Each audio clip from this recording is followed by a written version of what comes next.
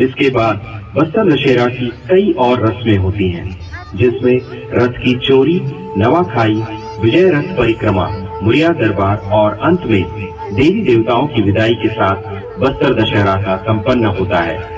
और इसी प्रकार विश्व प्रसिद्ध बस्तर दशहरा संपन्न होता है। बोलो दंतेश्वरी माई की जय।